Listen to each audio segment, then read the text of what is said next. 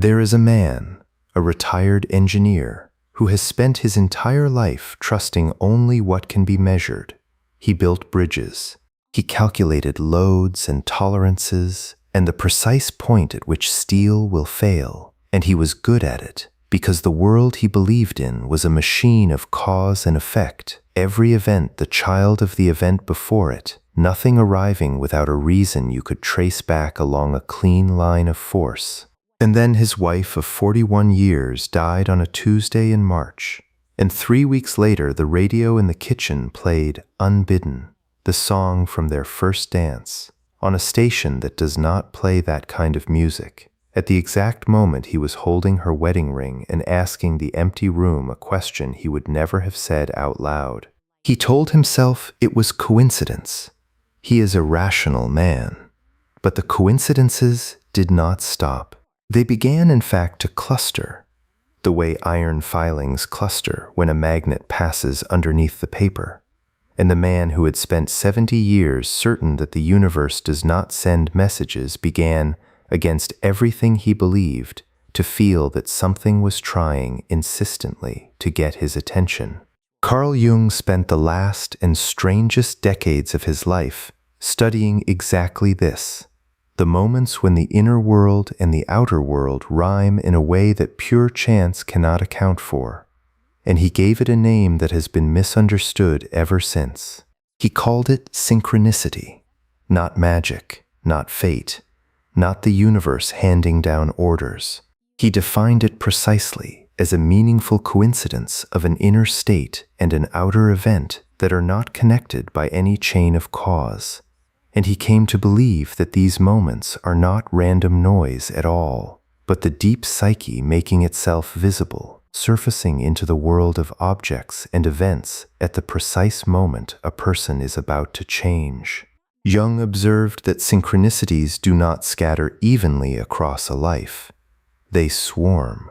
They gather at thresholds, at the doorways between one version of yourself and the next. And the grieving engineer had just walked, without knowing it, straight into the largest doorway a human being ever passes through. By the end of this, you will understand what a synchronicity actually is and what it is not. Why the coincidences in your own life have always seemed to cluster around your hardest seasons and never around your easy ones, and how to read these moments without falling into either of the two traps that ruin most people who notice them. You will learn why the rational mind is right to be suspicious and wrong to dismiss them. And you will learn the single shift that turns a frightening string of coincidences into the most honest counsel you will ever receive. But there is a part Jung would have you sit with that is harder than the wonder of it. And it is this.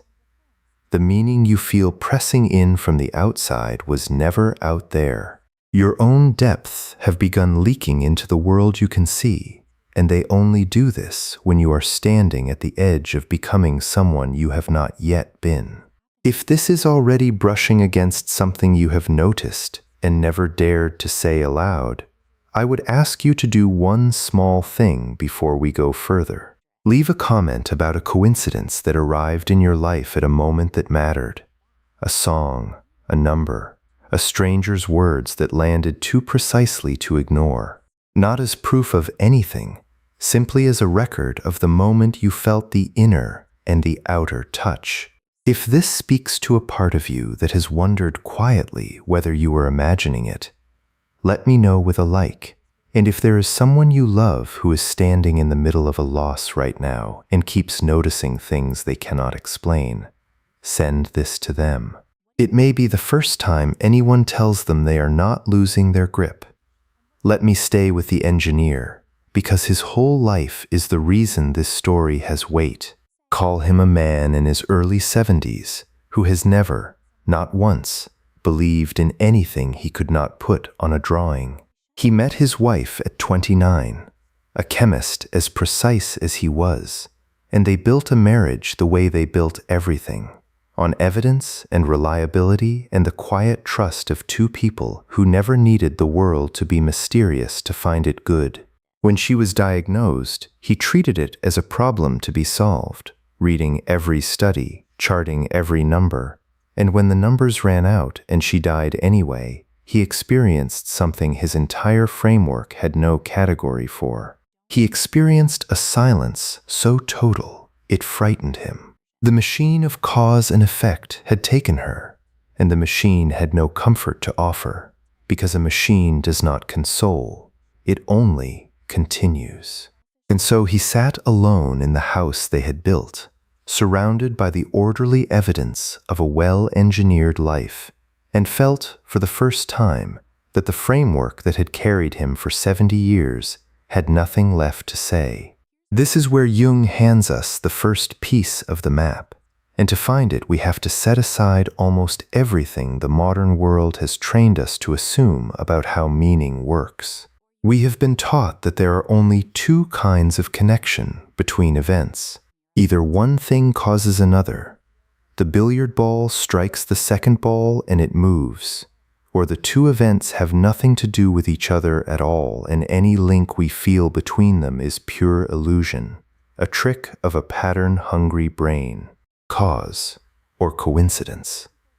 Those are the only options the rational age permits.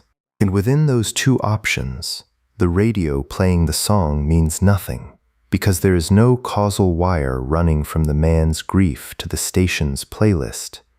And therefore the only honest verdict is chance.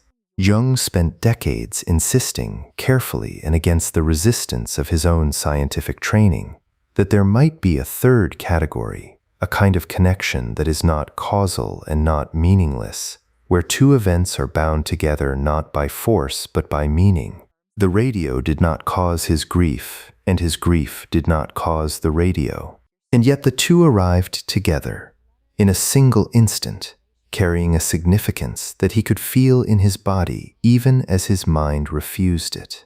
Jung called that third thing a causal connecting principle, which is a heavy phrase for a simple and unsettling idea. Sometimes the inside and the outside say the same thing at the same time, and no machine made it happen. The engineer would have rejected this outright a month before. But grief had done something to him that no argument could have done.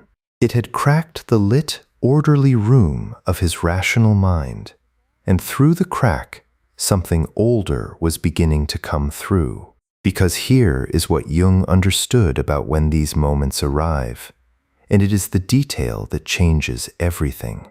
Synchronicities do not cluster around the calm, well-defended periods of a life.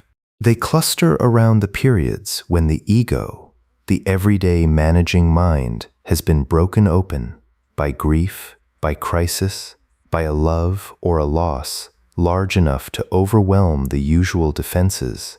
Jung noticed in his patients that the meaningful coincidences came thick precisely during the great transitions, the deaths and the breakdowns and the turning points, and almost never during the stable stretches in between. He came to a conclusion that sounds strange until you have lived it. The coincidences are not more frequent at those times. They are simply more visible, because the wall between the conscious mind and the deep psyche has thinned, and through the thinned wall, the inner world begins to show through the outer one.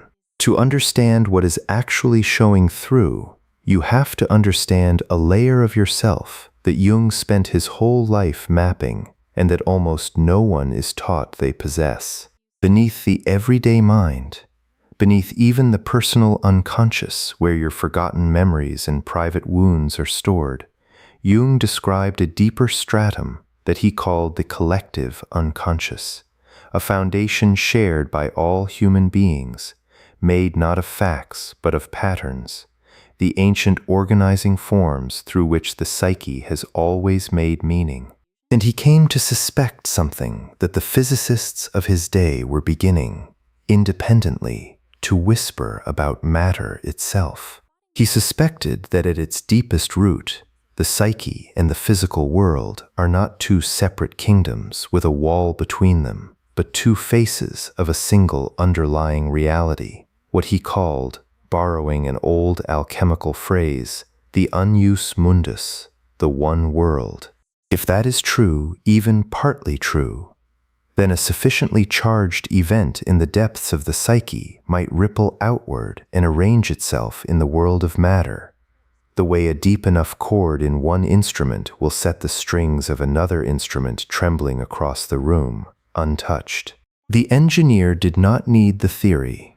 He only needed to notice that every time the deepest, most unspoken question rose in him, the world outside seemed to answer with an image he had not arranged. And the questions were rising now, whether he permitted them or not.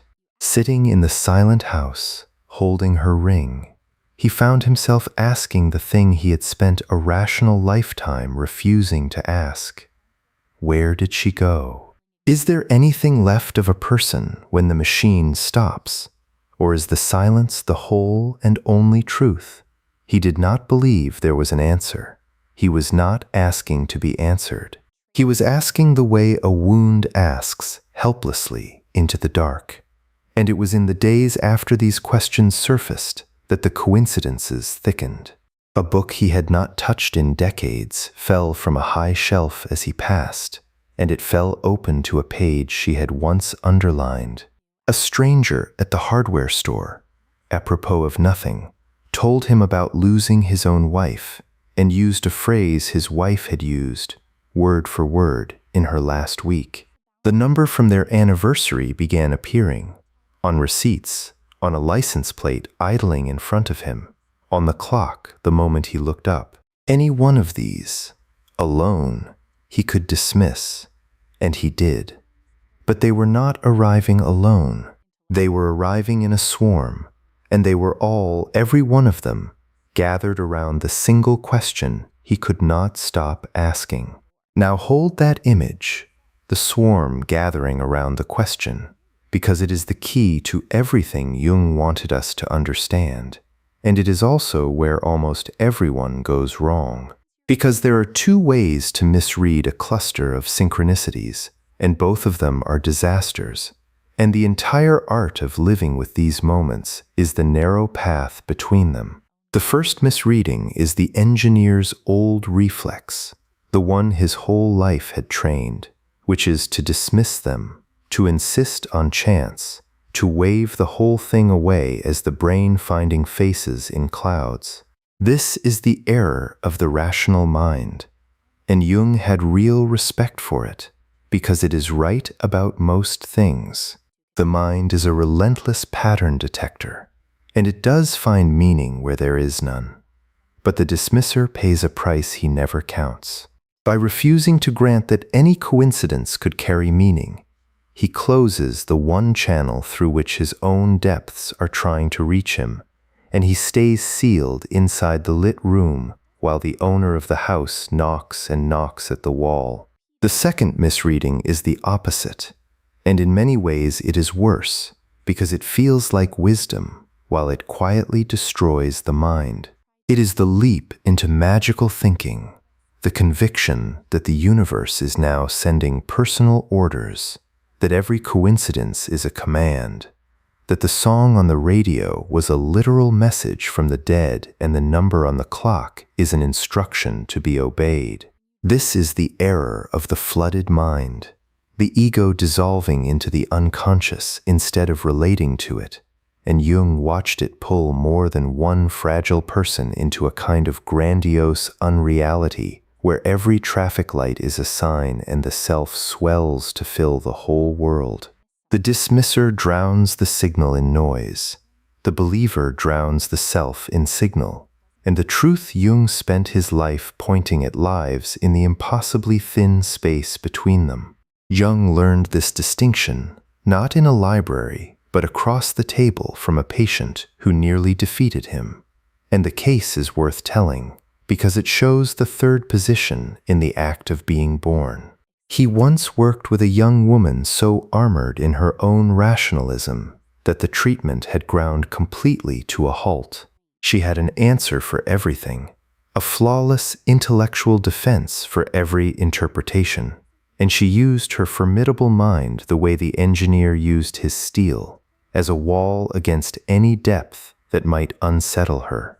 Jung sat there, stuck, knowing that nothing he could say would penetrate that perfect rationality, because the rational defense cannot be argued out of rationally. It can only be cracked by something it has no category for. And then, as the woman was recounting a dream in which she had been given a piece of golden jewelry shaped like a scarab beetle, Jung heard a gentle tapping at the window behind him. He turned, opened it, and a beetle flew into the room, a rose chafer, the closest thing his northern climate had to the golden scarab of her dream, arriving at the exact instant she described it. Jung caught it from the air and held it out to her and said, "Here is your scarab." The wall did not survive it. The coincidence she could not explain away, arriving in the world of objects at the precise moment her dream produced its image, accomplished in one stroke what months of careful interpretation could not. It did not prove anything to her rational mind. It did something better. It cracked the rational mind open just wide enough for the depth to come through. Jung understood from that day that synchronicity strikes hardest at exactly the people most defended against it, because it is the one knock that the armor has no answer for. That thin space is what I would call reading without obeying, and learning to stand in it is the whole of this work. A synchronicity is not a verdict, and it is not a command. It is a question made visible. When the inner and the outer rhyme, the meaning is not being handed to you from outside like a sealed envelope with instructions inside. It is being reflected back to you from a depth in yourself that you cannot otherwise see. The right response is never blind belief and never flat dismissal. It is attention. You turn toward the coincidence the way you would turn toward a dream, not asking, "What does the universe want me to do?" but asking, "What in me has just become visible? What threshold am I standing at that my own depths felt the need to announce in the only language loud enough to break through my defenses?" The engineer, had he simply obeyed the coincidences, would have spiraled into a belief that his dead wife was operating the radio, and the grief would have curdled into delusion. Had he simply dismissed them, he would have stayed frozen in the silent house, sealed against the only thing trying to move him. What he was being invited to do, though he did not yet know it, was something harder and far more honest than either. To see why a man so committed to cause and effect would be so deeply unsettled by all of this, you have to go back, as you almost always do, to a much earlier room. The engineer had not arrived at his rationalism by accident. He had built it, deliberately as a child, in a house where the only safety was control. His mother had been unwell in a way no one in that era named, given to terrors and certainties that came from nowhere and ruled the whole household. A woman for whom a spilled glass could be an omen and a stranger's glance could be a curse. The boy had grown up inside another person's flood, watching meaning attach itself wildly to everything, watching a mind drown in signal, and he had made, at perhaps 8 years old, a vow as total as any vow a child makes. He would never live like that. He would trust only what could be measured. He would build his life on steel and number, and the clean reassurance of cause and effect, because the alternative, the thing he had watched swallow his mother, was the most frightening thing he knew. And so his rationalism was never only a philosophy. It was armor, forged in a specific room against a specific terror. And the reason the coincidences frightened him so badly in his grief was that they smelled, faintly, of the very flood he had spent 70 years building walls against. And here is the cruelty woven through it, the same cruelty that runs under so many well-defended lives. The armor that saved the boy was now starving the man. The vow that had kept him from drowning in his mother's chaos had also sealed him off, completely, from the deep layer of his own psyche, the layer that does not speak in numbers, the layer that was now the only thing with anything to offer him in his loss. His whole life he had been right to fear the flood, but he had mistaken the entire ocean for the flood. He had walled out not just the chaos, but the depth, not just the delusion, but the meaning. And now, standing in the silence where the machine had nothing left to say, he discovered that the part of him he had exiled was the only part that could survive a grief this size. The radio, the book, the number, the stranger were not the flood returning. They were the exiled depth, knocking on the armor from inside, using the only knock loud enough to break, finally, through that much steel.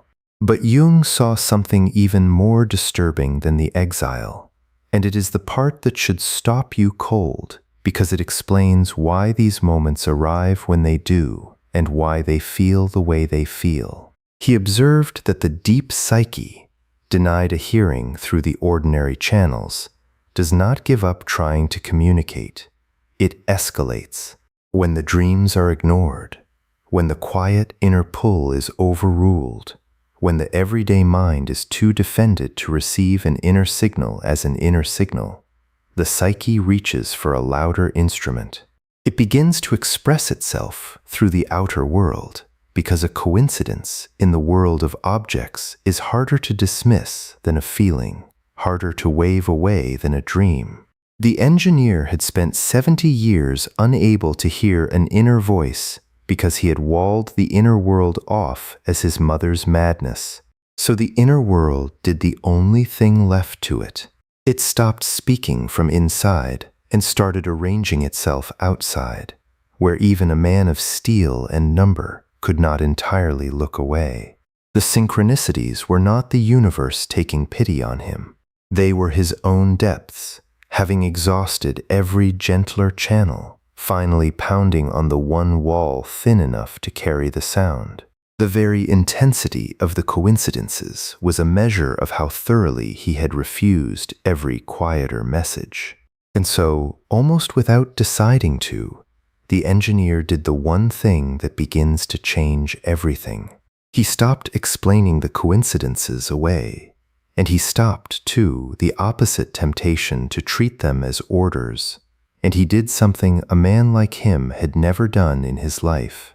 He got curious about his own inside. After the number appeared for what felt like the 100th time, he did not look it up online to see if it was a sign, and he did not snort and turn away. He sat down at the kitchen table, the same table where he had once charted his wife's failing numbers, and instead of asking what the coincidence wanted from him, he asked what it had made visible in him. And the question that rose was not, where did she go? It was something he had been too proud and too frightened to ask in 70 years. It was, what do I actually believe about what a person is? He had spent his life certain that a human being was a machine, because the machine model had kept his mother's chaos at bay. But he had never once examined whether he truly believed it, or whether he had simply needed to.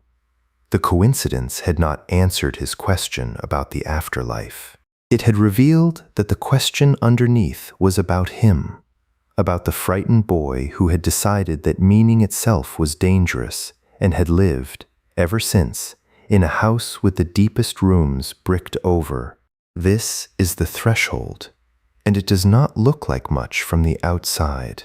It is just a man at a table, learning, impossibly late and not too late, that the coincidences pressing in from the world were never delivering information about the dead. They were holding up a mirror to the living, at the exact moment he was finally ready to look into it. The meaning he had felt pressing in from outside had been his own meaning all along.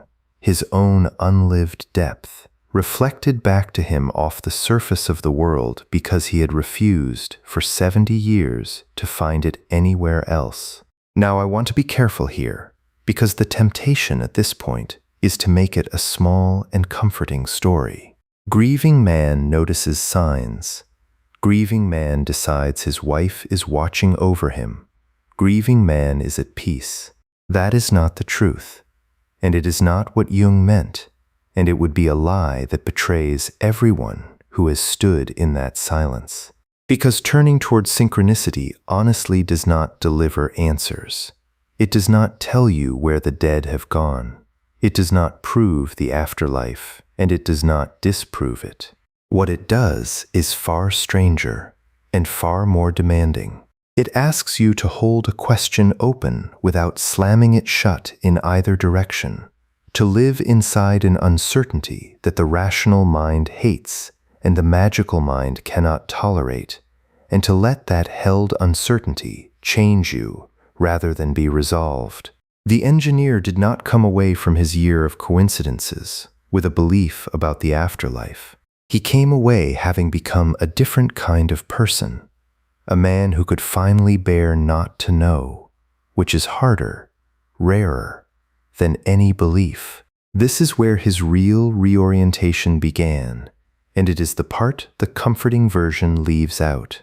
As he stopped fighting the coincidences and stopped obeying them and simply attended to them, the swarm did something he had not expected. It thinned. Once he was actually listening, the deep psyche no longer needed to shout through the outer world, because the inner channel it had been trying to force open was finally open. He began, for the first time in his adult life, to remember his dreams, and to sit with them, and to notice the quiet inner pulls he had overruled for decades as soft and unreliable. The meaning that had been pressing in so insistently from outside slowly migrated back inside, where it had always belonged, and the world stopped needing to rhyme so loudly because he was no longer deaf. Jung observed exactly this. The synchronicities cluster most thickly when a person is at a threshold and not yet listening, and they quiet as the person learns to receive the message through the channels meant to carry it. They are not a permanent state. They are a summons, and a summons stops sounding once you have answered the door. And there was a cost, the way there is always a cost. The man he had been, the man of pure steel and number, had been knowable, predictable, safe to the people around him. And as he changed, the people who had a fixed idea of him felt it and were unsettled. His son, an engineer himself, had built his own identity partly on his father's certainty, and found it disturbing, almost a betrayal, to watch the old man speak carefully about not knowing, about mystery, about a depth he could no longer pretend did not exist. The friends who had relied on his bracing skepticism found him harder to predict. He was not less rational in truth. He still trusted evidence, still loved a clean calculation, still would not have told you the radio was operated by the dead. But he had stopped mistaking his armor for the whole truth, and a man who takes off his armor is a different man to everyone who only knew him wearing it. But here is what Jung saw on the far side of that cost, and it is the part that makes the whole descent worth it. The engineer did not lose his rationalism. He completed it. This is the synthesis, and it is so easily mistaken for its cheap imitations that it must be said precisely. Jung never asked anyone to abandon the rational mind for magical belief. He had no interest in trading one prison for another, the lit room of pure cause for the flood of pure superstition. What he pointed toward was a third position, a holding of both, a mind that can run a calculation in the morning and honor a dream at night without forcing either to surrender to the other. The engineer learned to do the hardest thing a defended person can do, which was to let two truths stand at once. The world is, in large part, a machine of cause and effect, and he would go on building bridges in his mind to the end of his days. And the world is also, at its root, something stranger, a place where inner and outer can rhyme, where meaning is not only invented by a lonely brain but sometimes met, where the question of where she went could remain open without driving him mad.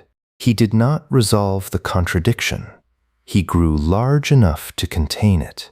And that largeness was something his pure rationalism had never allowed him, because armor, by its nature, keeps a man small enough to fit inside it. There is a quieter teaching folded inside all of this, and it is the one I would not want you to miss, because it is the difference between a life lived as an accident and a life lived as a story. Jung came to believe that the deepest hunger in a human being is not for happiness and not for comfort, but for meaning. That a person can endure almost any amount of suffering if it means something, and can be destroyed by a small amount of suffering that means nothing. The engineer's framework had no place for meaning, only for cause, and so his grief had no place to live, because cause and effect can tell you how a person died, but it can never tell you what their life weighed. The synchronicities, whatever else they were, did one thing unmistakably. They restored to him the sense that his life was not a sequence of accidents, but a story, that he stood inside a fabric of meaning and not merely a chain of collisions, and that the loss tearing through him was a chapter in something rather than the meaningless breakdown of a machine. Jung would not have called this superstition. He would have called it the recovery of the dimension in which a human life is actually lived. The man had spent 70 years in a flat world of measurement and had just discovered, in his grief, that the world has depth, and that the depth is where meaning is kept, and that a person cut off from it is not safe, only starving in a well-lit room. I want to leave you with the question he had to learn to hold, because it is the same one waiting for you in whatever doorway you are standing in now, and I suspect you already feel it the way he felt it at the table. So here it is, and I would ask you to write it in the comments, not as a belief you are claiming, but as a posture you are choosing from this day forward. I will stop demanding that the world be only a machine or only a miracle, and I will learn to hold the question open. Write that and mean it, because the writing of it is itself a small turning toward the depth, a single act of attention after all the years of looking away. Watch what happened to him in the time he had left, because it is the only ending that does not lie. The coincidences did not make him believe his wife was sending messages from beyond. He never claimed that, and he was too honest to pretend. What changed was not his metaphysics, but the size of the room he lived in. The man who had spent 70 years sealed in the lit chamber of cause and effect spent his last years in a larger house, with the deep rooms finally unbricked, able to feel the meaning in a chance encounter without collapsing it into a command, able to honor a dream without worshiping it, able to stand inside the unanswerable question of his loss without either freezing or fleeing. He grieved her fully at last, because grief itself is a depth, and he had finally stopped walling out the depth. And on the rare days when something still rhymed, when a song or a number arrived at the precise edge of a thought, he no longer reached for an explanation or an instruction. He simply paused and felt the inner and the outer touch for a moment, and understood it for what it had always been, not a message from her, but his own depths reminding him they were there and alive, and finally allowed to speak. And this brings us back to the man I told you about at the beginning, the engineer holding the ring in the silent kitchen as the radio played the impossible song. I told you that something was trying to get his attention. I want you to understand now what that something actually was.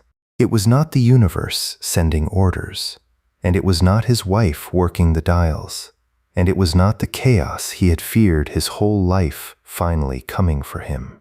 It was the deepest part of himself, the layer he had exiled at 8 years old in a frightened vow, surfacing through the only door he had left unlocked, at the precise moment he was finally able to walk through it.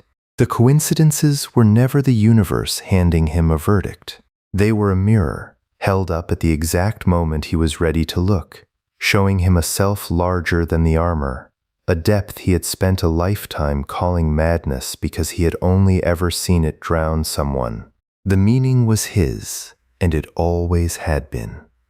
The world only reflected it back when he could no longer find it within. You do not have to decide what it all means. The engineer never did, and that not deciding was his freedom rather than his failure. You do not have to believe the coincidences are signs, and you do not have to insist they are nothing.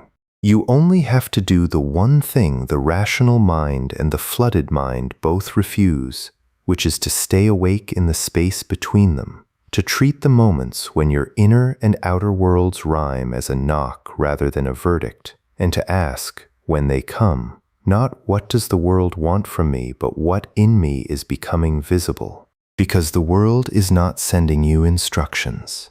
It is holding up a mirror at the exact moment you were ready to look, and the meaning you feel pressing in from out there was always only yours. Turn toward it. Hold the question open. The depth that has been knocking your whole life is not your mother's madness, and it is not your grave. It is the one part of you that always knew there was more to you than the machine, waiting patiently for the door. If you are ready to go deeper into this work, watch my video on the breakdown that is secretly trying to save you, where I show you why the collapse you are fighting so hard may be the very descent your psyche needs. The depths do not speak only through coincidence. They have many doors, and they are all, right now, unlocked from your side. Thanks for watching. See you in the next dimension.